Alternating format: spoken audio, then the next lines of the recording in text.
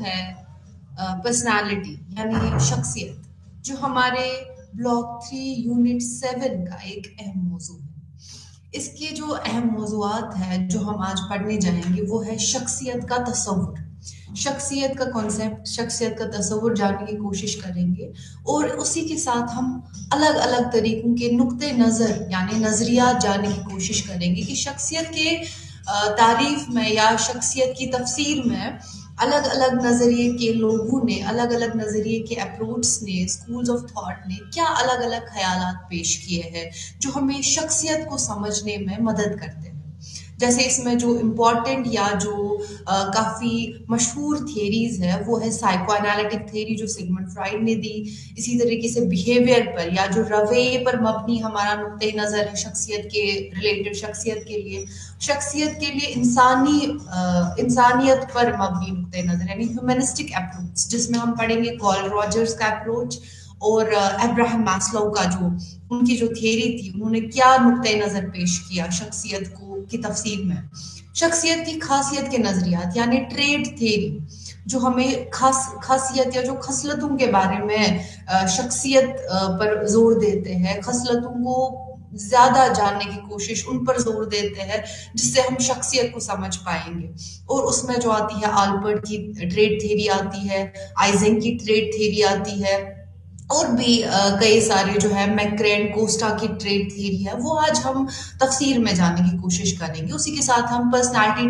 Test یعنی ہم personality کو سمجھیں گے کیسے، کسی کی پرسنالٹی کی جانچ کیسے کریں گے، کسی کی پرسنالٹی، کسی کی شخصیت کو کیسے سمجھیں گے، اس کے لیے کیا کیا الگ ٹیسٹ آتے ہیں، کیا کیا الگ ایسے ہمارے پاس آلہ ہے جن سے ہم کسی کی پرسنالٹی کو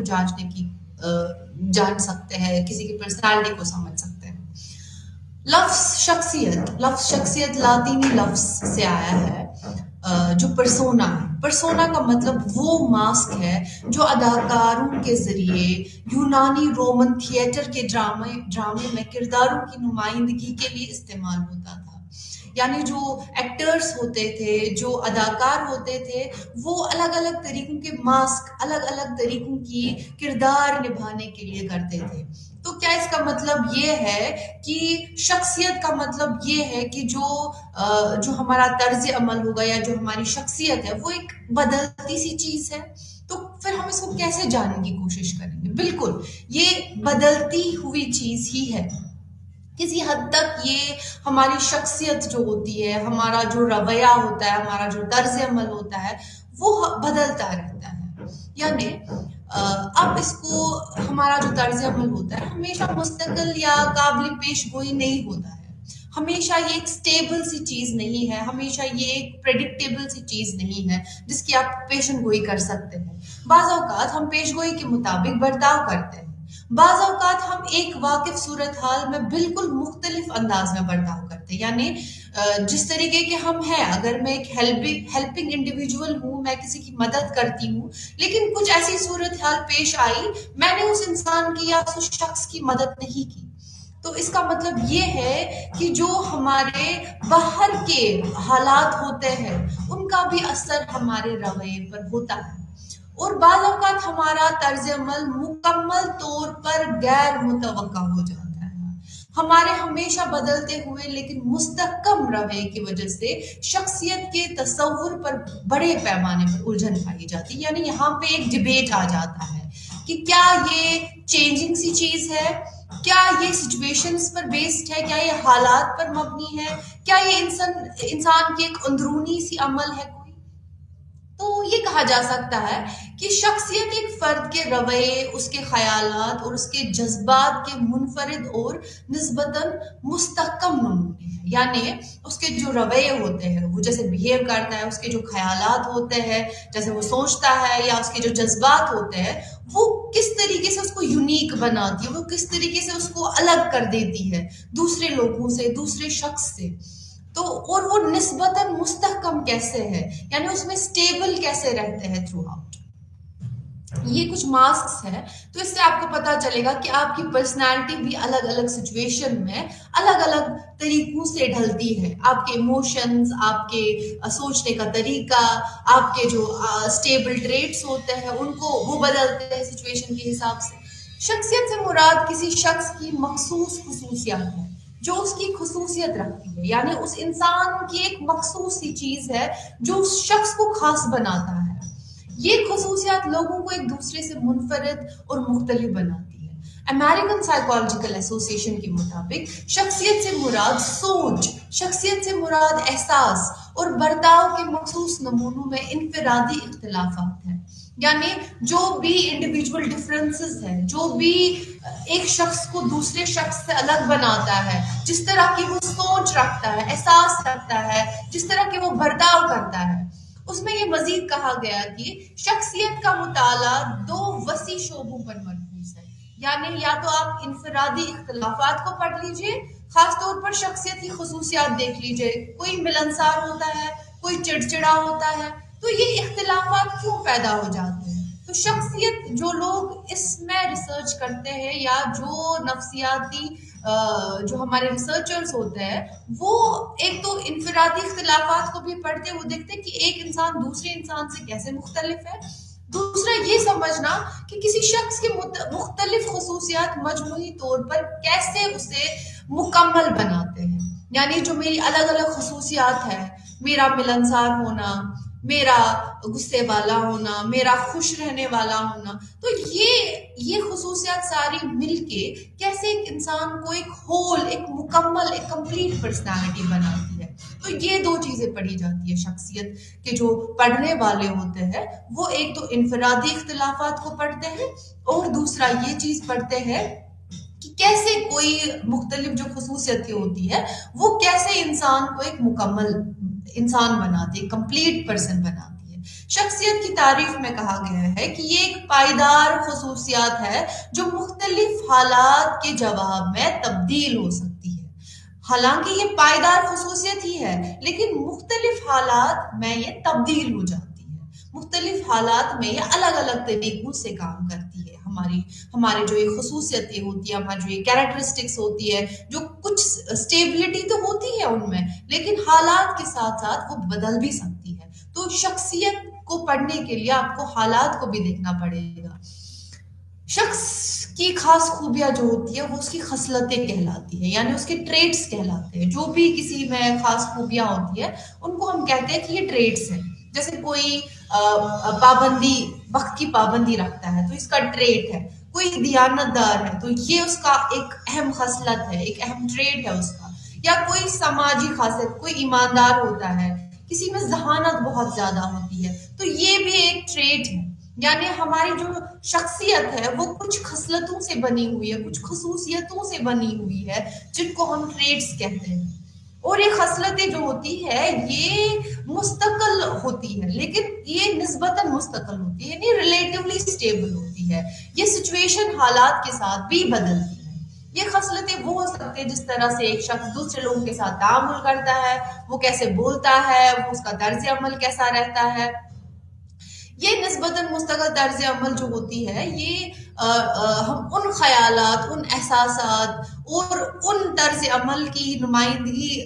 کرنے میں مدد کرتی ہے جو لوگوں کو زیادہ سے زیادہ درست طریقے سے بیان کر سکتے ہیں. یعنی جو خیالات، جو احساسات، جو طرز عمل کسی انسان کو زیادہ سے زیادہ درست طریقے سے بیان کر سکتا ہے، وہ اس کے ٹریٹس ہوتے ہیں. اور یہ ٹریٹس جو ہوتے ہیں یہ کمپلیٹلی پرماننٹلی اسٹیبل نہیں ہوتے ہیں. یہ حالات کے ساتھ، سچویشن کے ساتھ ان میں بدلنے کا بھی ایک پوٹینشیل ہوتا ہے، یعنی بدلتے بھی ہیں. شخصیت کا تصور ہی دیکھ لیجئے تو اس میں دیکھا گیا کہ جو یہ ٹریٹس ہوتے ہیں اس کے بیسس پر بہت سارے ریسرچرز جو تھے، جو یہ پرسنالٹی کو یا شخصیت کو پڑھتے تھے، وہ درجہ بندی کرتے تھے، یعنی ٹائپس بناتے تھے پرسنالٹی کی. جیسے کوئی انٹروورٹ ہو گیا، اس میں ایسے ایسے ٹریٹس ہیں، یعنی وہ زیادہ ملنسار ہے، وہ زیادہ خوش رہنے والا ہے، وہ کم گھر میں بیٹھنے والا ہے، وہ زیادہ لوگوں کے بیچ دکھائی دیتا ہے، وہ زیادہ باتیں کرتا ہے، وہ ٹاکیٹو ہے، تو اس کو کہہ دیا کہ یہ ایکسٹروورٹ ہے. کوئی جو ہوتا ہے، کوئی ملنسار نہیں ہوتا ہے، کوئی خود میں ہی گم رہتا ہے، کوئی اپنے ساتھ ہی زیادہ محسوس کرتا ہے کہ میں خوش رہ سکتا ہوں، کوئی زیادہ لونلینس ہی پسند کرتا ہے، تو اس پرسنالٹی، اس طرح کے ٹریٹس رکھنے والی پرسنالٹی کو انٹروورٹ بناتی ہے۔ یہ قسم لوگوں کو خصلتوں کے کچھ عام گروپ کے مطابق درجہ بندی کرتی ہے جو طرز عمل کی پیشن گوئی میں معنی خیز ہوتی ہے۔ یعنی اس کے بعد ہم نے جب کسی کو انٹروورٹ کہہ دیا، کسی کو ایکسٹروورٹ بتا دیا، یا کسی کو کہا کہ یہ لیڈر ہے، تو اس کے بیسس پر ہم یہ پیشن گوئی کر سکتے ہیں کہ اس انسان کا کیا طرز عمل رہے گا، کس سچویشن میں یہ کیسے ڈیل کرے گا، کس سچویشن میں اس کا جو طرز عمل ہوگا وہ کیا ہوگا۔ یعنی لوگ حالات اور سماجی صورتحال کے مطابق طرز عمل میں بھی تبدیلی لاتے ہیں۔ ایسی حالات میں پھر لوگوں کی شخصیت کی نمائندہ کون سی خصلتیں سمجھی جانی چاہیے، اس کا پتہ لگانا مشکل ہے۔ تحقیق کے بڑھتے ہوئے مجموعے سے یہ ظاہر ہوتا ہے کہ کسی بھی صورتحال میں ہمارا طرز عمل عام طور پر ہماری شخصیت، یعنی جو ہمارے مستحکم اندرونی عوامل ہوتے ہیں جو ہمیں الگ کر دیتے ہیں دوسرے شخص سے، یعنی وہ چیزیں، اور دنیا میں حالات کے عوامل، یعنی جو باہر کی صورتحال ہے جو ہمارے ارد گرد ہوتی ہے، یہ ان دونوں کی ایکشن کا ایک پیچیدہ کام ہے جو ایک پرسنالٹی بناتا ہے۔ اس نقطۂ نظر کو ایک انٹریکشنسٹ نقطۂ نظر کہا گیا، یعنی کہ جو سچویشنز، جو ہمارے حالات ہوتے ہیں، جو ہمارے ارد گرد کے ماحول کے حالات ہوتے ہیں، اور جو ہمارے اندرونی، یعنی جو ہمارے اندرونی عوامل ہوتے ہیں جو ہمیں منفرد بناتے ہیں، ان کی جب انٹریکشن ہو جاتی ہے ہمارے باہر کے حالات کے ساتھ، تو وہ اس بیسس پر ہم کسی کی سچویشن، کسی کی پرسنالٹی کے بارے میں کچھ کہہ سکتے ہیں، یا کہہ سکتے ہیں کہ یہ اس کی ایک درجہ بندی کر سکتے ہیں۔ یعنی ہم ایک انٹریکشنسٹ پرسپیکٹیو کو لیتے ہیں، کیونکہ تحقیق جو ہے، جو ہماری ریسرچ ہے، وہ کہتی ہے کہ حالات کا بھی بہت بڑا اثر ہے ہمارے اندرونی جو عوامل ہوتے ہیں ان پر بھی۔ ٹھیک ہے، تو شخصیت میں جو اب ان کے جو نظریات ہیں، یہ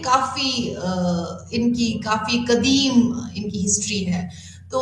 جتنی ہماری تہذیب پرانی ہے، یعنی جتنی ہماری سویلائزیشن پرانی ہے، اتنی شخصیت میں لوگوں کی دلچسپی بھی پرانی ہے۔ قدیم فلسفی اور جو شاعر تھے اکثر قیاس آرائی کرتے تھے کہ افراد منفرد کیوں ہوتے ہیں، کہ جو افراد ہوتے ہیں، کہ جو لوگ ہوتے ہیں وہ الگ الگ کیوں ہوتے ہیں، اور وہ ایک دوسرے سے اتنے طریقوں سے کیوں مختلف ہوتے ہیں۔ لوگوں نے اکثر اپنے اور اپنے اہم دوسروں کے بارے میں بصیرت حاصل کرنے کے لیے علم فلکیات کا جو ہے اس کا انحصار کیا ہے، یعنی جو ایسٹرالوجی ہوتی ہے اس کو دیکھی ہے کہ اس کے بیسس پر درجہ بندی کرنے کی کوشش کی ہے لوگوں کو، یا پالمسٹری کے شعبوں کا انحصار کیا ہے تاکہ وہ اپنے بارے میں جان سکے، تاکہ وہ اپنے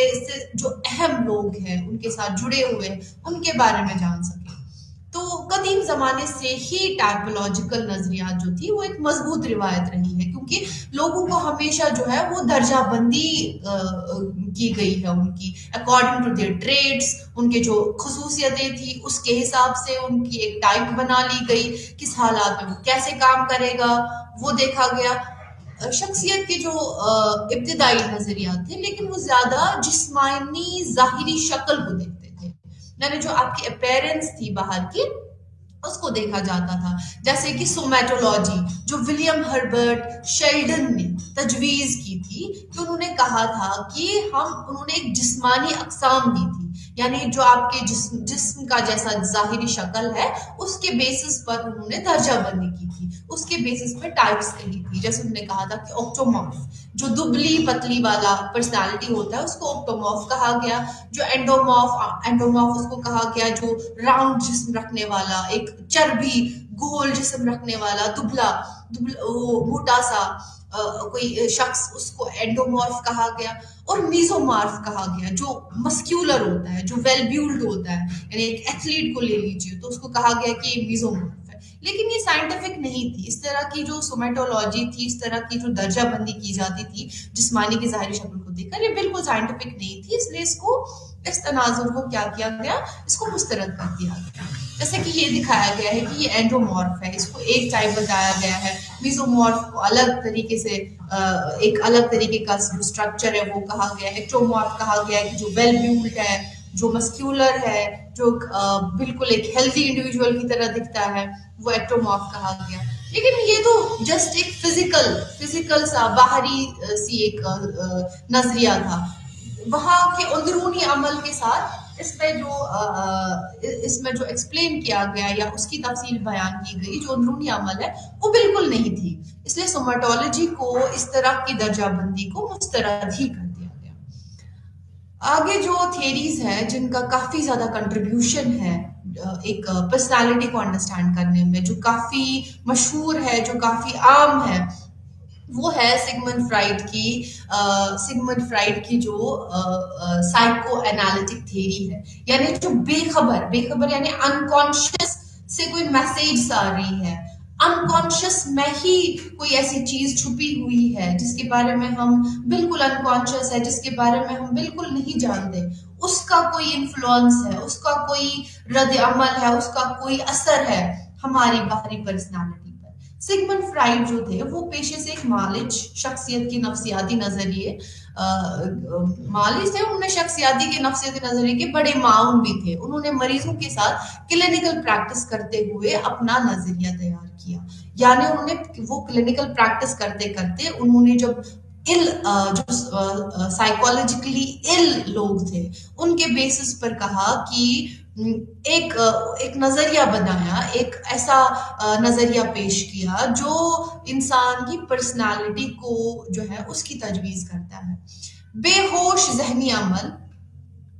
ان کے نظریے کا مرکز ہے. یعنی جو بھی ذہنی عمل ہو رہی ہوتی ہے جس کے بارے میں ہم بالکل اویئر نہیں ہوتے ہیں، جس کے بارے میں ہم بالکل جانکاری نہیں رکھ رہے ہوتے ہیں،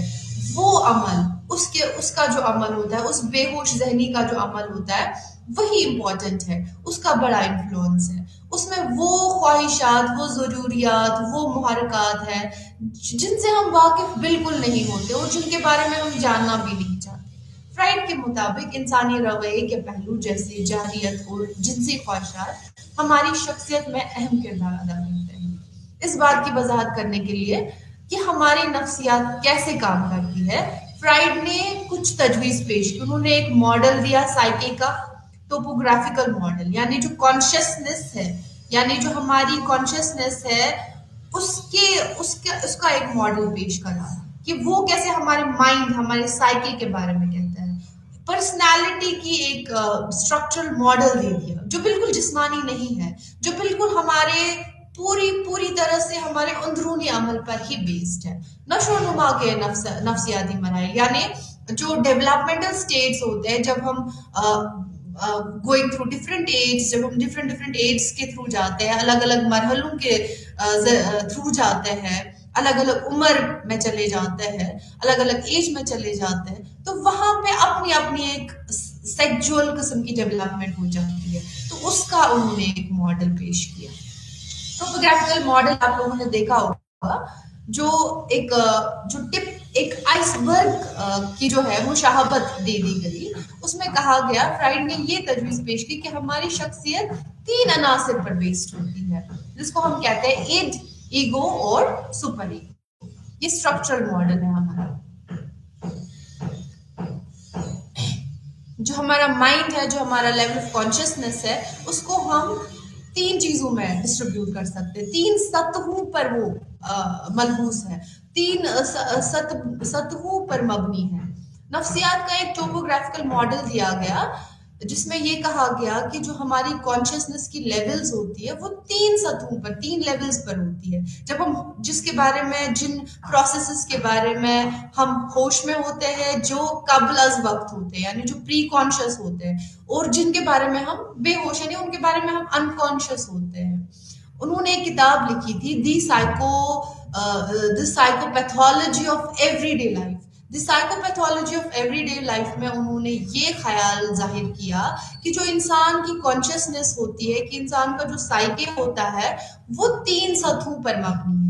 اس کے مطابق ہمارے ہوش مند ذہن وہ حصہ ہے جو موجودہ معاملات سے متعلق ہے. یعنی جب ہم ابھی اویئر ہے، یعنی ہم ہوش میں ہے، یہ کانشیس اویئرنس ہے. قبل شعور یا لاشعوری ذہن ان تمام معمولات سے نپٹتا ہے جن کے بارے میں آپ فی الحال واقف نہیں ہوتے، لیکن صرف اس صورت میں بن سکتے جب آپ توجہ دیں، جب آپ اٹینڈ کریں اس چیز پہ. کوئی کسی میموری کے بارے میں، پرانی میموری کے بارے میں سوچنے کی کوشش کرے، اس پر زور دے، تو وہ دھیرے دھیرے آپ کی انکانشیس سے نکل کر آپ کی پری کانشیس میں آ جاتا ہے، جس کو آپ قبل از شعور یا لاشعوری ذہن کہتے ہیں. دماغ کی جو آخری سطح ہوتی ہے وہ انکانشیس ہوتی ہے. ٹھیک ہے،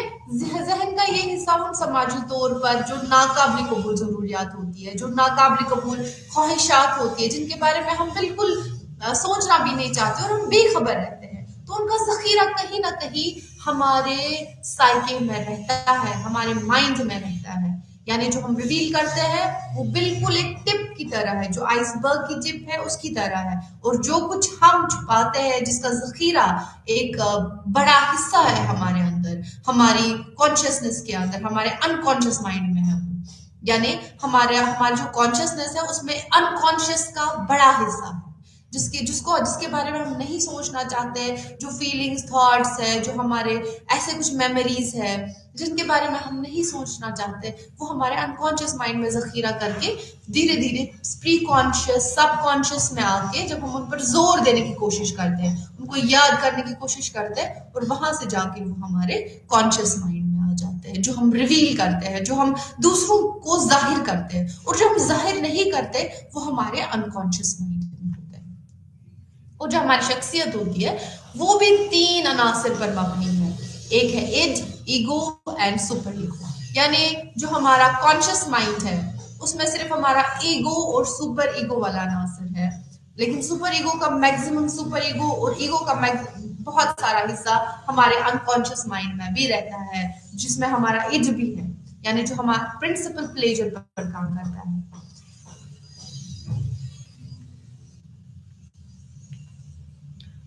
جو اٹ ہے وہ شخصیت کا ایسا حصہ ہے جو انکانشیس میں ہوتا ہے. یہ بنیادی جبلت، حیاتیاتی ضروریات اور جو جارحانہ جذبات ہوتے ہیں ان سے متعلق ہے. یعنی جو بھی ہماری سروائیول کی نیڈس ہے، جو بھی ہماری انسٹنکچوئل نیڈس ہے، یا جو بھی ایگریشن ہے ہمارے اندر، ایگریشن موٹیویشن ہے، وہ ساری ہمارے اڈ میں رہتی ہے. یعنی مانو یہ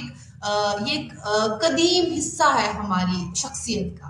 اڈ سے شخصیت کے دوسرے حصے جو ہوتے ہیں وہ ترقی کرتے ہیں. یعنی پہلے اڈ بنتا ہے، اس کے بعد جو ہے ڈیولپمنٹ ہو جاتی ہے ہماری ایگو کی، اس کے بعد ہمارا سپر ایگو آ جاتا ہے. یہ درد سے بچنے اور خوشی حاصل کرنے کے لیے خوشی کے اصول، رجحان پر کام کرتا ہے. یعنی جو ہماری ٹینڈنسی ہے، جو ہمارا پرنسپل ہے پلیجر سیک کرنے کا، ہمیں صرف خوشی چاہیے، ہمیں صرف اپنی جو ہے ضرورت پوری کرنی ہے. یعنی ہمیں ایک ٹینڈنسی ہے، سب سے پہلے یہی بیولڈ ہو جاتی ہے، یہی انسان میں آ جاتی ہے. اڈ کا مقصد معاشرے اور فرد کی اخلاقی اقتدار پر غور کیے بغیر فوری طور پر اپنی ضروریات کو پورا کرنا ہے. ایروس اور تھیناٹوس اڈ کی 2 محرک قوتیں ہیں. یعنی جو اڈ ہے اس کی جو 2 بیسک جو اس کی قوتیں ہیں، فورسز ہیں، جن کو ہم ایک فورس کی طرح مانتے ہیں، وہ ہے ایک تو ایروس ہے اور تھیناٹوس ہے. فرائڈ کے مطابق اڈ کے تناظر میں ایروس زندگی کی قوت ہے. یعنی انسان میں جو زندگی کی قوت دیتا ہے وہ ایروس سے آ جاتا ہے. وہ ایروس ایک ایسا فورس ہے، یہ ہماری زندگی کی جبلت اور بقا کے لیے ذمہ دار ہے، جس میں ہماری جنسی خواہش، تولیدی خواہش اور درد سے بچنے کی جو بھی ہماری ٹینڈنسیز ہوتی ہے، جو بھی ہمارے جو ہوتے ہیں ضرورتیں ہوتی ہیں، وہ پوری ہو جاتی ہے. ایروس کا اہم منصب تھیناٹوس ہے. جو اس کا منصب ہے، یعنی جو اس کا اپوزٹ ہے، جو اس کے اگینسٹ کام کرتا ہے، وہ ہے تھیناٹوس. وہ موت کی قوت ہوتی ہے. یہ ہمیں تشدد کی طرف لے جاتا ہے، یہ ہمیں جاہلیت کی طرف لے جاتا ہے، یہ ہمیں نفرت کی طرف لے جاتا ہے. یعنی جو بھی ہمارے اندر جاہلیت ہے، نفرت ہے، تشدد ہے، یہ اس چیز کا ذمہ دار ہے. جب شخصیت پر اڈ کا غلبہ ہو جاتا ہے تو فرد جو ہے زیادہ جذباتی ہو جاتا ہے. ایسے لوگ بچے کی طرح وقت، جگہ اور صورتحال سے قطع نظر جو چاہے کریں گے. یعنی بالکل بچہ جیسے ہوتا ہے، اس کو صرف ایک پلیجر سیکھ کرنا ہوتا ہے. جب انسان پر اڈ کا غلبہ ہو جاتا ہے، جب اس کی اڈ کی شخصیت اس پر غلبہ پا جاتی ہے، تو وہ کوئی وقت، جگہ اور صورتحال کو نہیں دیکھتا، بلکہ وہ صرف اپنی ان نیڈس کو دیکھتا ہے، جو اس کی ایروس سے ریلیٹڈ نیڈس ہوتی ہے یا اس کے تشدد سے ریلیٹڈ نیڈس ہوتی ہے، ان کو فلفل کرنے کی کوشش کرتا ہے. تو یہ ہمارے کانشیس مائنڈ میں آ جاتا ہے ایک ایگو اور سپر ایگو. اور جو ہمارا ایج ہے وہ پورے کا پورا ہمارے انکانشیس مائنڈ میں ہی رہتا ہے، یعنی جس کے بارے میں ہم بالکل خبر نہیں رکھتے. یعنی وہ ایسی کچھ انسٹنکٹس ہوتی ہے، ایسی ٹینڈنسیز ہوتی ہے، لیکن وہ باہر آ جاتی ہے، کچھ فورسز کے ذریعے باہر آ جاتی ہے. ایگو حقیقت کی جانچ کے لیے ذمہ دار شخصیت کا حصہ ہے. یعنی ایگو جو ہوتا ہے وہ ابھرتا ہے اڈ سے ہی. پہلے اڈ بنتا ہے، اڈ کے بعد ایگو آ جاتا ہے، کیونکہ اس کی جو ساری خواہشیں ہیں اس کو پوری کرنی ہے. لیکن وقت، جگہ اور جو ماحول ہے اس کا کیا کر سکتا ہے؟ اس کو دیکھنے کے لیے، یعنی وقت، جگہ یا ماحول کو دیکھنے کے لیے ایگو کا جو ہوتا ہے، ایگو کا ایک طرز عمل آ جاتا ہے. ایگو جو ہے وہ ایگزسٹنس میں آ جاتا ہے. ایگو حقیقت کے اصول پر کام کرتی ہے، یعنی حقیقت کو دیکھتی ہے. اڈ کی تسکین میں اس وقت تک تاخیر کرتی ہے جب تک کہ کوئی مناسب اور زیادہ حقیقت پسندانہ صورتحال نہ مل جائے. جب اس کو ایسی صورتحال لگے گی کہ یہ پلیجر فلفل کر سکتا ہے، جب اس کو ایسے حالات لگے گی کہ یہ بالکل اس کے اپوزٹ نہیں ہے، یہاں پہ یہ چیزیں فلفل ہو جائے گی، یہاں پہ یہ چیزیں جو ہے ہم اس کو گریٹیفائی کر سکتے ہیں، ہم اس کو اچیو کر سکتے ہیں، حاصل کر سکتے ہیں، تو تب جا کے ایگو کام کرتا ہے. مثال کے طور پر اگر ایک 10 سالہ بچہ ریفریجریٹر میں رکھ کے آئس کریم کا ایک سکوپ کھانا چاہتا ہے، لیکن بچہ جانتا ہے کہ والدین سے اجازت لیے بغیر آئس کریم کھانے کی سزا دی جائے گی. اس طرح جو ایگو ہے، یہ جو انا ہے، وہ بچے کو فوری ضرورت کی تسکین کے لیے محدود کرتی ہے، اس کو لمٹ کرے گی، کہے گی نہیں ابھی نہیں کھانی ہے، کیونکہ آپ کو والدین سے ڈانٹ پڑ سکتی ہے، والدین کے بغیر آپ یہ چیز نہیں کر سکتے ہیں. تو وہاں پہ کس کا عمل آیا؟ وہاں پہ ایگو کا عمل آیا. شخصیت کا یہ حصہ اڈ سے نکلتا ہے، اور اس کا بنیادی مقصد اڈ کی جذباتی ضروریات اور اس دنیا کی حقیقت کے درمیان توازن قائم کرنا، یعنی ایک بیلنس رکھتا ہے. یعنی جو بھی بیلنس رکھتا ہے اس دنیا کی حقیقت کے بیچ میں اور جو اڈ کی جذباتی ضروریات ہوتی ہے وہ ایگو کرتا ہے. یعنی ایگو پر بڑا ہی کام عائد ہو گیا. اس کے بعد ایگو کے بعد جو آتا ہے اس کو ہم سپر ایگو کہتے ہیں. یعنی یہ ہماری وہ شخصیت کا یہ اخلاقی ماسٹر ہے یا اخلاقی گروہ ہے. جو ہم نے اوپر مثال دیکھی تھی جہاں پہ وہ 10 سالہ بچہ تھا جس کو والدین سے اجازت مانگنی تھی، اس کا انحصار اس کے سپر ایگو کی نشو نما پر ہے. یعنی وہ کیوں ٹھہرتا ہے، وہ کیوں رکتا ہے اپنے والدین کی اجازت لینے کے لیے؟ کیا وہ اپنی اس خواہش کو پورا نہیں کر سکتا ہے؟ لیکن پھر بھی وہ ڈرتا ہے. وہ ڈر کہاں سے آیا؟ وہ اس کی سپر ایگو سے آیا. یعنی اجازت لینا ایک اخلاقی طور پر درست طرز عمل، یعنی جو ہمیں ریوارڈز، پنشمنٹس مل رہے ہوتے ہیں، جو ہمیں تعریفیں مل رہی ہوتی ہے یا جو ہمیں سزا ملتی ہے اپنے جو ہمارا باہر کی حقیقت ہے اس کے بیسس پر، ہمارے پیرنٹس سے، ہمارے موجودہ جو حالات ہوتے ہیں ان سے، تو اس کے بیسس پر ہمارا ایک نیا شخصیت کا جز پیدا ہو جاتا ہے جس کو ہم سپر ایگو کہتے ہیں. پہلے ایڈ پہ ایگزسٹنس میں آ جاتا ہے، اس کے بعد ایج کے بعد جو ہے جس کا ایگزسٹنس ہو جاتا ہے، جس کا رونما ہو جاتا ہے، وہ ہے ایگو. ایگو کے بعد ہمارا سپر ایگو ہے، اور یہ سپر ایگو جو ہے یہ اخلاقی ماسٹر ہے. یہ بالکل اپوزٹ ہے، بالکل اس کے نسبت ہے جو اخلاقیات ہوتے ہیں یا جو بھی ہمارا پنشمنٹ والا حصہ ہوتا ہے ہماری شخصیت کا. یہ ایڈ کی جذباتی خواہشات کو کنٹرول کرتا ہے اور صرف حقیقت پسندانہ رویے کے بجائے اخلاقی طور پر مناسب رویے، یہ صرف حقیقت کو نہیں دیکھتا ہے بلکہ یہ ان رویوں کو بھی دیکھتا ہے جو اخلاقی طور پر مناسب ہے، یعنی جو مورلی صحیح ہے. اس کے یہ دو نظاموں پر مشتمل ہے. ایک ہوتا ہے ضمیر جس کو ہم کانشنس بولتے ہیں یا جو آئیڈیل سیلف ہے جو ہم بننا چاہتے ہیں. کانشنس مینس ہمارا ضمیر یعنی ضمیر سب میں پیدا ہو جاتا ہے یعنی جب بچہ 3 سال یا 5 سال کا ہو جاتا ہے اس میں وہ ضمیر کی تعمیر ہو جاتی ہے, اس کی شخصیت میں بیولڈ ہونے لگتا ہے. اس کے بعد وہ ایک آئیڈیل سیلف بناتا ہے یعنی مجھے کچھ بننا ہے, مجھے کچھ کوئی ایک ایسی سیلف اچیو کرنی ہے, ایک ایسا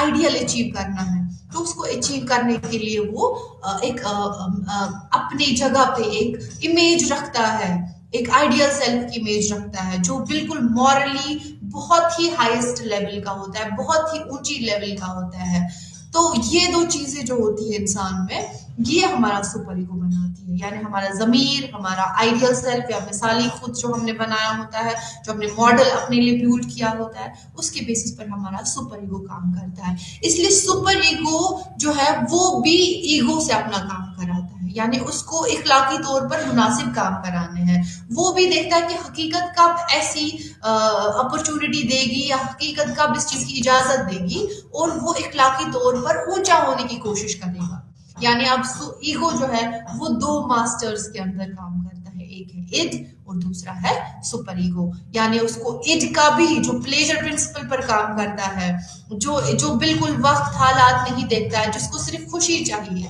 جس کو صرف پلیجر چاہیے, جس کو صرف ایک اپنے پین کو دور کرنا ہے, جس کو صرف پسند کی چیزیں چاہیے, جو حقیقت کو نہیں دیکھتا, وہ ایگو سے اپنا کام کراتا ہے. اور سپر ایگو بھی ایگو سے اپنا کام کراتا ہے. تو ایگو جو ہے ایگو پر کافی زیادہ کام ہو جاتا ہے. جیسا کہ آپ یہاں دیکھ رہے ہیں کہ ایگو کا جو میکسیمم حصہ ہے وہ کانشیس مائنڈ میں ہے, سپر ایگو کا بھی کچھ حصہ کانشیس مائنڈ میں ہے, لیکن ایڈ جو ہے وہ پورا انکانشیس میں ہے. اور یہ ایڈ کے فورسز جو ہوتے ہیں وہ ایگو پر حاوی ہو جاتے ہیں اور وہ بالکل جنگ لگا دیتے ہیں سپر ایگو کے ساتھ. تو کبھی کبھی جب کسی کی شخصیت ایڈ والی شخصیت حاوی ہو جاتی ہے تو وہ بالکل حقیقت کو نہیں دیکھتا ہے, اس کا ایگو جو ہے اس پر قابو پا جاتا ہے, ایڈ اس پہ قابو پا جاتا ہے کیونکہ اس کا ماسٹر ہے. اسی طریقے سے سپر ایگو کا کبھی کبھی گیلٹ میں بدل جاتا ہے, کبھی یہ اینزائٹی ہم میں پیدا کرتا ہے, ہمیں وہ تشویش پیدا کرتا ہے کیونکہ ہم خود کو اپنی جو ہماری ضمیر کی عدالت ہے, جو ہمارا اندر کانشنس بیولڈ ہوا ہے, وہی ہمیں سزا دے رہا ہوتا ہے کہ ایسا کیوں ہوا, ایسا غلط کام, ایسا اخلاقی طور غلط کام کیوں ہوا, ایسی اخلاقی طور جو ایک پوزیشن تھی وہ کیوں نہیں اچیو ہوئی. تو ایگو پر ایک کام عائد ہوتا ہے اور وہ ہے اپنا ڈیفینس کرنا. اور وہ اپنا ڈیفینس کیسے کرتا ہے, وہ اپنا ڈیفینس کچھ پروسیسز سے کرتا ہے جن کو ہم ایگو ڈیفینس میکینزمز کہتے ہیں, جس میں کہا گیا ایک سبلیمیشن ہے, ہیومر مطلب مذاق کا استعمال کرنا, یا سبلیمیشن ہوتا ہے جب کوئی بھی ان ایکسیپٹیبل سی کوئی چیز ہوتی ہے اس سے آپ ایسی انرجی میں چینلائز کر دیتے ہیں جو بالکل ایک سوشلی ایکسیپٹیبل سی چیز ہو جاتی ہے. یعنی اگر اندر سے آپ کے کچھ خیالات ایسے ہیں جو بالکل جس کو حقیقت میں کوئی ایکسیپٹ نہیں کرے گا, جو بالکل حقیقت کے اگینسٹ ہے, تو اس کو باہر لانے کے لیے آپ کچھ ایسی چیزیں کرتے ہیں جیسے آپ پینٹ کرنا شروع کر دیتے ہیں یا آپ کوئی کتاب لکھنا شروع کر دیتے ہیں, جو بالکل جو آپ کے اندر والے وہ انسٹنکٹس ہوتے ہیں, جو وہ ایروس تھیناٹوس والے انسٹنکٹس ہوتے ہیں, وہ ایک سوشلی ایکسیپٹیبل وے میں باہر آ جاتے ہیں. اسی طریقے سے ریشنلائزیشن ہے, ریگریشن ہے, ڈسپلیسمنٹ ہے, پروجیکشن ہے, یعنی آپ اپنے ان ایکسیپٹیبل بیہیویئر کو کسی دوسرے انسان میں دیکھنے, اپنی برائیوں کو کسی دوسرے انسان میں دیکھنے کی کوشش کرتے ہیں. اس سے کیا ہوتا ہے, ان سارے میکینزم سے آپ کا ایگو جو ہے وہ بچ جاتا ہے کیونکہ آپ کے ایگو پر دو ماسٹرز ہوتے ہیں, ایک سپر ایگو ہوتا ہے اور دوسرا ایڈ ہوتا ہے. تو ان دونوں کا کام برابر رکھنے کے لیے, بیلنس رکھنے کے لیے, تاکہ یہ دونوں گریٹیفائی ہو جائے, یعنی سپر ایگو کا بھی کام ہو جائے, ایڈ کا بھی کام ہو جائے, اس دونوں کو ایک بیلنس میں رکھنے کے لیے کچھ ڈیفینس میکینزمز کا جو ہے مدد لیتا ہے. کچھ ڈیفینس میکینزمز کے ذریعے ہمارے حالات سدھارتا ہے. جو کچھ ایسے دی گئی ہے, ڈینائل میں چلا جاتا ہے, بالکل اگنور کرتا ہے, نہیں ایسا نہیں ہوا. کبھی کبھی یہ اپنی برائی جو ہے وہ دوسروں میں دیکھتا ہے. کبھی کبھی اپنا جو اندر والا انزائٹی ہے, اپنا جو اندر والا تناؤ ہے, وہ کوئی ایسی چیز پر ڈالنے, ریلیز کرنے کی کوشش کرتا ہے جو اس کو نقصان نہیں پہنچا سکتی ہے. جیسے دروازے کو توڑ ڈالنا, یا کوئی باس جو ہوتا ہے وہ اپنے سبارڈینیٹ پر, اپنے جو اس کے جو کم تر ملازم ہوتے ہیں ان پر وہ اپنی وہ اینگر دکھاتا ہے, ان پر وہ اپنا وہ غصہ دکھاتا ہے تاکہ وہ اپنی اس انزائٹی کو ریلیز کر سکے. تو اس طریقے سے ایگو جو ہے وہ بچنے کی کوشش کرتا ہے. اب جو ہے ہمارے پاس سائیکو سیکچوئل سٹیٹس بھی ہے. سائیکو سیکچوئل سٹیٹس جو ہوتی ہے ڈیولپمنٹ کی, یہ ہمیں فرائیڈ نے جو ہے ان کی تجویز پیش کی. انہوں نے کہا کہ ہم جو بھی ڈیولپ ہو رہے ہوتے ہیں, نشو و نما میں آ رہے ہوتے ہیں, تو کچھ ایسے مراحل سے گزرتے ہیں جن میں سیکچوئل پلیجر کا زیادہ رد عمل رہتا ہے. یعنی جو فرائیڈ ہے انہوں نے شخصیت کی نشو نما کا ایک ایسا 5 مراحل والا نمونہ پیش کیا جس کے مطابق جو 5 سال کی عمر تک کسی کی شخصیت کے بنیادی پہلو زندگی بھر تبدیل نہیں ہوتے. یعنی اگر 5 سال کی عمر تک یہ شخصیت بن گئی, یہ پہلو جو ہے بن گئے, یعنی یہ گریٹیفائی ہو گئے, یہ نشو نما میں آ گئے, یہ ڈیولپ ہو گئے, تو 5 سال کے بعد یہ چینج نہیں ہوگا. یعنی 5 سال کی عمر تک کچھ مراحل ہوتے ہیں جن سے ہمیں گزرنا پڑتا ہے. جیسے ہمیں ہمارا جو پہلا مراحل ہوتا ہے وہ زبانی مرحلہ ہوتا ہے, یا جس کو ہم اورل سٹیج کہتے ہیں. اس مرحلے کے دوران ہم منہ سے پلیجر لینے کا ذریعہ بناتے ہیں, یعنی منہ سے وہ گریٹیفائی, وہ ایڈ جو ہے ہمارا اس کو گریٹیفائی کرنے کی کوشش کرتے ہیں. بچے مکمل طور پر اپنے دیکھ بھال کرنے والوں, خاص طور پر ماں کا انحصار کرتے ہیں. وہ خوشی پیدا کرتے ہیں اور چوسنے اور نگلنے کے, یعنی منہ میں چیزیں بھرنے کی کوشش کرتے ہیں, یا سکنگ جو اس کا ایک وہ رہتا ہے, انسٹنکٹ رہتا ہے, اپنے ارد گرد کی دنیا کو سمجھتے ہیں ان کے ذریعے, اور اسی سے اپنی جو خوشی ہے وہ لے لینے کی کوشش کرتے ہیں. سیٹسفیکشن ان کو ہو جاتی ہے, تسکین ہو جاتی ہے ان کو, وہ اسی مرحلے میں جو ہے. لیکن اس میں جو سیٹسفیکشن یا جو تسکین لینی ہوتی ہے وہ ان کو منہ کے ذریعے سے لینی ہوتی ہے, یعنی اورلی لینی ہوتی ہے. تو اسی کے ذریعے دنیا کو بھی سمجھتے ہیں, اور اپنا جو وہ تسکین ہو جاتا ہے ان کا, وہ بھی اسی کے ذریعے ہو جاتا ہے. لیکن اگر اس میں فکسیشن ہو گئی, یعنی اس میں یہ ضرورتیں پوری نہیں ہوئی, اس میں تسکین نہیں ملی, یعنی اورلی وہ انسان جو ہے اس کو سیٹسفائی نہیں ہو گیا, تو کیا ہو جاتا ہے بعد میں وہ جب جوانی میں چلا جاتا ہے تو وہ شراب نوشی کرنے لگتا ہے, تمباکو نوشی کرنے لگتا ہے. یہ فرائیڈ کی انہوں نے کچھ ایسے تجویزیں پیش کی تھی, انہوں نے کچھ ایسے خیال پیش کیے کہ ایسا کچھ ہو جاتا ہے. اور یہ انہوں نے اپنے جو پیشنٹس تھے, جو مینٹلی جو ان کے مریض تھے, ان کے بیسس پر کہا. اور جو مرحلہ جو دوسرا ہے اس میں ہم کیا کرتے ہیں, اس کو ہم کہتے ہیں اینل سٹیج, مقعد مرحلہ. یعنی اس میں ٹوائلٹ ٹریننگ کا جو پیریڈ ہوتا ہے وہ سٹارٹ ہو جاتا ہے. یعنی اس مرحلے میں گزرنے کے لیے انسان کو کہاں سے سیٹسفائی ہونے کی ضرورت ہے, یعنی جو اس کے گٹس ہے, یا جو فیسز پاس کرتا ہے,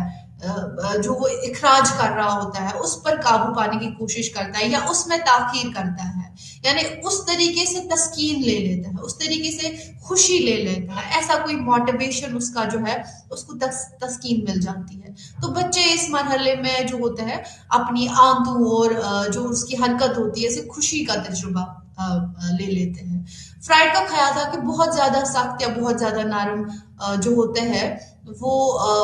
بداخلاقی تربیت اس مرحلے پر فکسیشن کا سبب بن سکتی ہے. یعنی اگر وہ زیادہ قابو پانے کی کوشش کریں گے, زیادہ قابو پائیں گے, بس اسی طریقے سے خود کو تسکین کرنے کی کوشش کریں گے, تو وہ بعد میں جب بڑے ہو جاتے ہیں وہ بالکل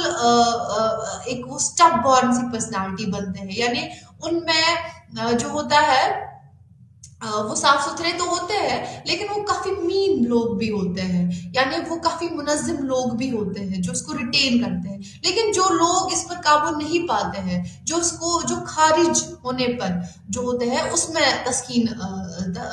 لے لیتے ہیں، اس میں پلیجر لے لیتے ہیں، تو ان پر کیا ہو جاتا ہے، وہ بعد میں فراغ دل بن جاتے ہیں، وہ ایکسٹروورٹس ہوتے ہیں، وہ حالانکہ وہ میسی ہوتے ہیں، ان کی چیزیں ارد گرد کافی میسی رہتی ہے، لیکن وہ فراخ دل ہوتے ہیں، وہ بہت ایکسٹروورٹس ہوتے ہیں۔ تیسرا جو مرحلہ ہے وہ ہے فیلک مرحلہ، جس کو فیلک مرحلہ کہا گیا ہے، فیلک سٹیج کہا گیا ہے۔ وہ 3 سے 5 سال کی عمر تک رہتا ہے، یعنی اس مرحلے میں جو جہاں سے پلیجر ملتا ہے، جہاں سے ایک سیکچول پلیجر ملتا ہے، وہ ہوتے ہیں جنسی اعضاء، یعنی جنائٹلز۔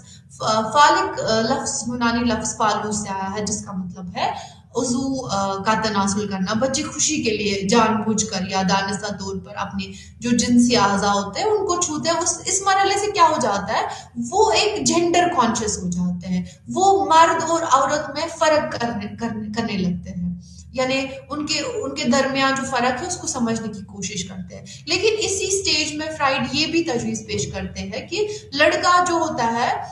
جو لڑکا بچہ ہوتا ہے، یعنی جو میل چائلڈ ہوتا ہے، اس میں اوڈیپس کمپلیکس کا ایکسپیرینس ہوتا ہے، اس میں اوڈیپس کمپلیکس کا تجربہ ہوتا ہے، جس میں اپنی ماں کے تئیں اس کو ایک جنسی احساس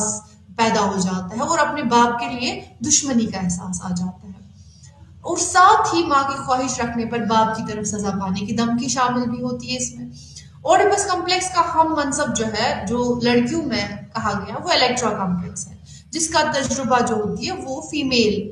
چائلڈ جو ہوتا ہے وہ کرتا ہے۔ اس میں باپ کے لیے جنسی کشش آ جاتی ہے، ماں کے لیے دشمنی کا احساس، باپ کے لیے یہ احساس رکھنے پر ماں کی طرف سے سزا پانے کی دھمکی شامل ہوتی ہے۔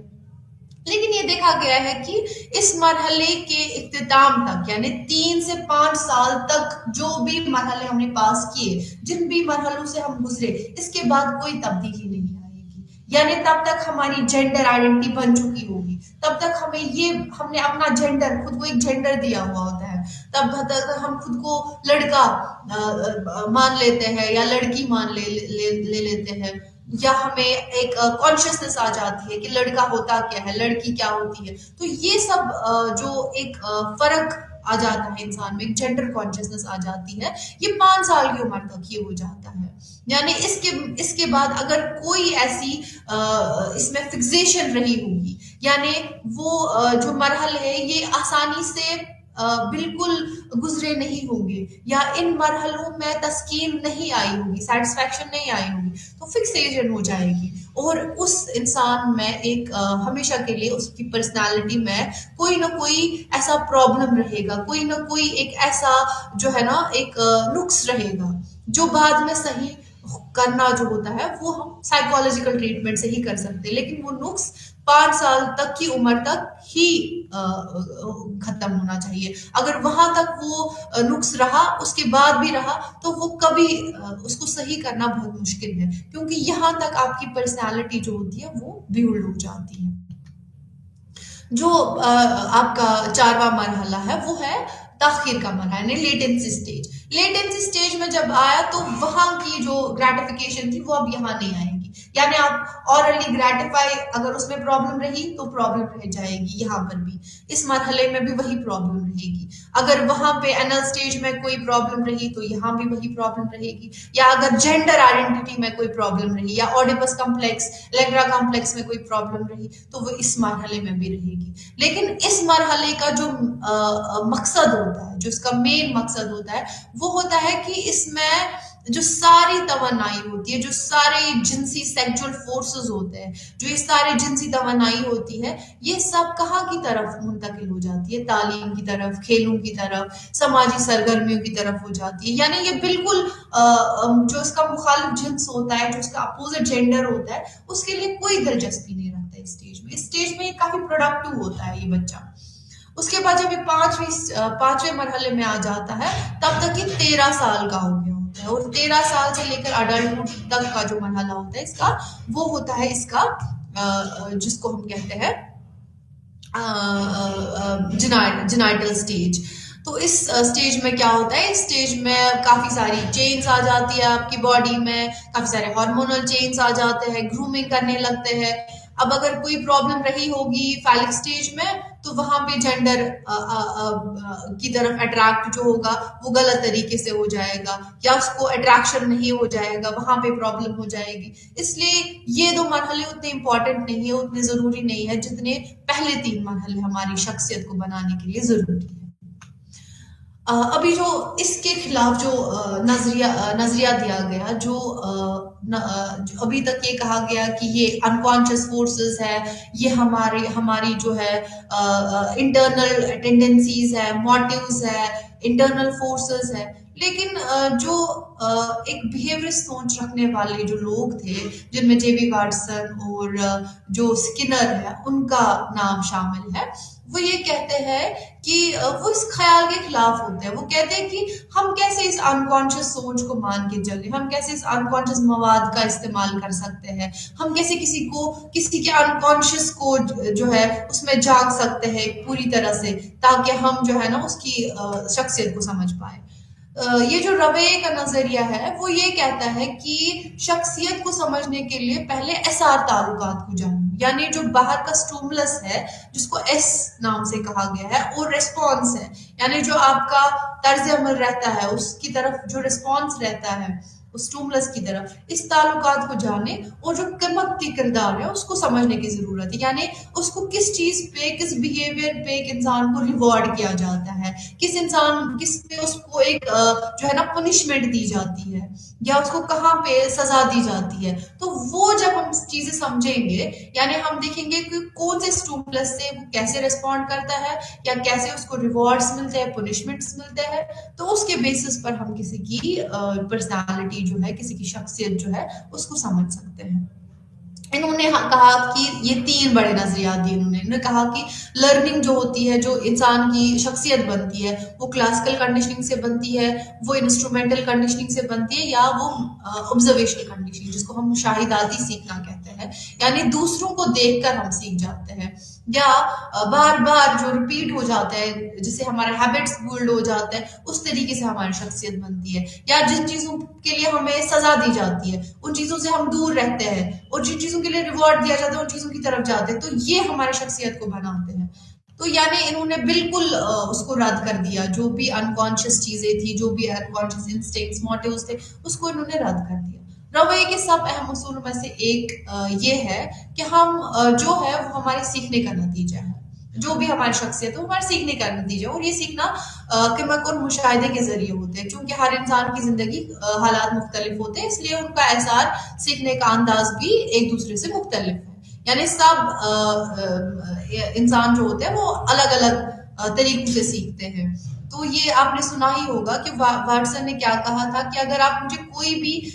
ایسے بچے دے دو اور ان کو جو بھی آپ بنانا چاہتے ہو، ڈاکٹر، وکیل، فنکار، میں ان کو اس بات کی ضمانت دیتا ہوں کہ میں ان کی ایسی تربیت کروں گا کہ میں ان کو ایسے بننے پر مجبور کروں گا، ان کے انوائرمنٹل فورسز کے بیسس پر. یعنی ان کو میں کیسے ریوارڈ کروں گا، ان کا میں انوائرمنٹ کیسے ایسا ڈٹرمن رکھوں گا جس کی وجہ سے ان کا جو شخصیت ہے وہ کچھ ایسی بن جائے گی.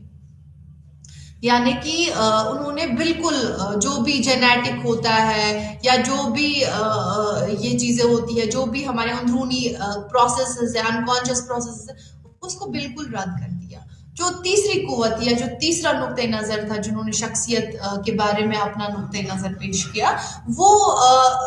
بالکل ان نظریوں کے خلاف تھے جو اس سے پہلے ہم نے دیکھے، بیہیورسٹ کا نظریہ اور جو سائیکو انالیٹک والا نظریہ تھا. وہ کہتے تھے کہ انسان کے پاس ایک چوائس ہے، انسان کے پاس جو ہے اس کے پاس ایک پرپز ہے، اس میں ایک ایسی ٹینڈنسی ہے جس کو اس نے کہا کہ خود میں کھوج لگانے کا رجحان ہے، یعنی اپنی سیلف کو انڈرسٹینڈ کرنے کا ایک ٹینڈنسی ہے اس میں. اس کے جو اہم کردار تھے جنہوں نے اس نقطۂ نظر کو پیش کیا، وہ تھے میسلو اور راجرز. تو میسلو اور راجرز جو تھے وہ اس بات پر زور دیتے تھے کہ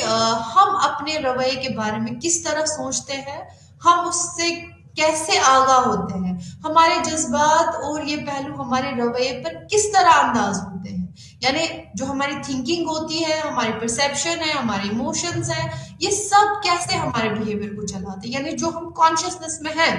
یعنی انکانشیس کا کیا فورس ہے ہم پر، کیونکہ ہمیں اپنے پاس ایک فری ول ہے، ہمارے پاس ایک چوائس ہے، اور ہمارے پاس ایک خود ہی ہے، ایک سیلف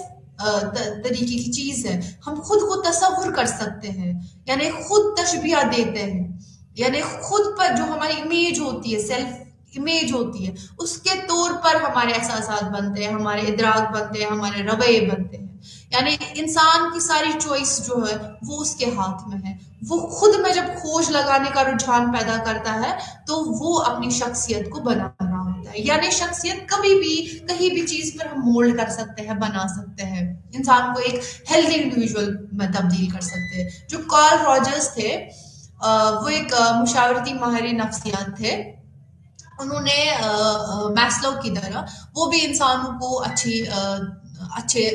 کے طور پر دیکھتے تھے، اور ان کے رویے کو ہدف کے طور پر کلائنٹ پر مبنی نظریے کے بارے میں بات کرتے تھے، جہاں انہوں نے کل حیاتیات یعنی شخص کو اہمیت دی، یعنی ایک ٹوٹل آرگینزم، کون سی چیز مجھے کمپلیٹ کرتی ہے، کون سی چیز مجھے ایک کمپلیٹ آرگینزم بناتی ہے، ایک کمپلیٹ جو میری آئیڈینٹی ہے، سیلف آئیڈینٹی ہے، اس کا کیا یہ جو ہے اس کا کیا انفلوئنس رہتا ہے، اس کا کیا اثر رہتا ہے۔ شخص کا مظاہریاتی میدان اس کے تجربات پر مشتمل ہوتا ہے، جس سے اس کا خود تصور تیار ہو جاتا ہے۔ انہوں نے مشورہ دیا کہ جب کوئی بچہ بڑا ہوتا ہے تو مختلف طرز عمل میں ملوث ہوتا ہے، جن میں سے کچھ کو منظور کیا جاتا ہے اور کچھ کو مسترد کیا جاتا ہے۔ یعنی کارل راجرز نے یہ کہا کہ جب ایک بچہ بڑا ہو رہا ہوتا ہے تو وہ کئی سارے طرز عمل کرتا ہے جو شاید اس میں انبیولڈ ہوتے ہیں، جو شاید اس کی فطرت میں ہوتے ہیں، لیکن جب وہ یہ طرز عمل کرتا ہے تو کچھ کو منظور کیا جاتا ہے، کچھ کو ریوارڈ دیا جاتا ہے، کچھ کو مسترد کیا جاتا ہے، یعنی کچھ پہ اس کو پنش کیا جاتا ہے۔ تو جب وہ پسندیدہ چیزیں جو ہے وہ اپنی شخصیت میں ڈالنے کی کوشش کرتا ہے، اور اس کو سمجھتا ہے کہ یہ بالکل ایسی چیزیں ہیں جن کو رکھنا چاہیے، اور جس پہ اس کو جن کو مسترد کیا گیا تھا وہ ان کو نااہل سمجھتا، اور کبھی بھی اگر ویسی چیزیں اس کی شخصیت میں آ جاتی ہے، یا وہ جیسے فیلئر کو کہا جاتا ہے کہ یہ بالکل غلط چیز ہے، انسان کو فیل نہیں ہونا چاہیے، تو اگر وہ فیل ہو گیا تو جب وہ فیل ہو جاتا ہے تو وہ خود کو ہی نااہل سمجھتا ہے، کیونکہ ایسی چیز کو کسی نے اس کی لائف میں ایک کنڈیشن بنا دی تھی کہ اس کے بیسس پر کسی کو ورتھ ملتا ہے، کسی کو جو ہے منظور کیا جاتا ہے، ایکسیپٹ کیا جاتا ہے، تو اس بیسس پہ انسان کی ایک پرسنالٹی بن جاتی ہے، یعنی جو سیلف امیج ہوتی ہے، جو ایک خود کا تصور ہوتا ہے، وہی سب کچھ ہوتا ہے، اور اس خود تصور کو ہم بدل سکتے ہیں، جو انہوں نے کلائنٹ سینٹر تھیریپی دی اس کے بیسس پر۔ انہوں نے کہا کہ ہمارے پاس دو قسمیں ہوتے ہیں خود کی، جو سیلف ہوتا ہے ہمارا، ایک ہوتا ہے جو ہمارا مثالی خود ہوتا ہے، اور دوسرا حقیقی، یعنی مثالی جو ہم پرسیو کرتے ہیں، جو ہم چاہتے ہیں کہ ہم ہیں، جو میں خود کو دیکھتا ہوں اور جو میں بننا چاہتا ہوں۔ اگر اس کے بیچ میں جو آپ پہلا والا امیج دیکھ رہے ہیں، پہلے میں انکانگروئنس ہے، یعنی یہ پرسیوڈ سیلف اور آئیڈیل سیلف کافی الگ الگ ہے، یہ کچھ ہی چیزوں پر اوور لیپ ہو رہے ہیں نا، کچھ ہی چیزوں پر مل رہے ہیں، ایک جیسے ہیں، لیکن جہاں پہ آپ دیکھ رہے ہیں کانگروئنس ہے، یعنی جہاں پہ آپ دیکھ رہے ہیں کہ آئیڈیل سیلف اور پرسیو سیلف کا کافی سارا حصہ ایک جیسا ہے، کافی جگہوں پر یہ اوور لیپ ہو رہے ہیں، اٹ مینس کہ یہ انڈیویجول ہیلدی ہوگا، یہ انڈیویجول جو ہوگا وہ خوش ہوگا، یہ ایک فلی فنکشننگ پرسن ہوگا، یعنی جو اپنے پوٹینشیل کو اچیو کر سکتا ہے۔ لیکن جو انسان جس کا آئیڈیل سیلف بہت دور ہے، بہت پرسیوڈ سیلف سے، جو خود کو دیکھتا ہے، جو اس کی اپنی امیج ہے اپنے بارے میں، وہ الگ ہے، اور جو وہ بننا چاہتا ہے وہ الگ ہے، اس کے بیچ میں جو فرق رہ گیا اس کی وجہ سے اس میں ایک مینٹل النس کے جیسے سمٹمز آ جاتے ہیں، اور وہ ایک ہیلدی انڈیویجول نہیں رہتا ہے۔ اس لیے ہمیں کیا کرنا چاہیے، ہمیں ایک جو کاؤنسلر ہوتا ہے، یا جو ایک ایسا جو سائیکالوجیکل ٹریٹمنٹ دے رہا ہوتا ہے، وہ اس بات کی کافی زیادہ اس پہ اپنی جو اس کا انٹرونشن ہوتا ہے، یا جو اس کو ٹھیک کرنے کا طریقہ ہوتا ہے، اس کو بیس کرتا ہے، اس پر مبنی کرتا ہے کہ یہ انسان اب کیسے خود کو دیکھتا ہے، اس کی خود حقیقت کیا ہے، اس کا ریئل سیلف اور جو اس کا آئیڈیل سیلف ہے، اس کا جو مثالی خود اور جو اس کا حقیقی خود ہے، وہ کتنا نزدیک ہے ایک دوسرے کے۔ इसी तरीके से जो ह्यूमनिस्टिक अप्रोच के बानी थे वो इब्राहिम मास्लो भी थे। उन्होंने कहा कि उन्होंने सेल्फ एक्चुअलाइजेशन की थ्योरी थी। उन्होंने कहा कि अगर हमें किसी की शख्सियत को जानना है, एक इंसान की साइकोलॉजी को, एक इंसान की शख्सियत को जानने की ज़रूरत है, तो हमें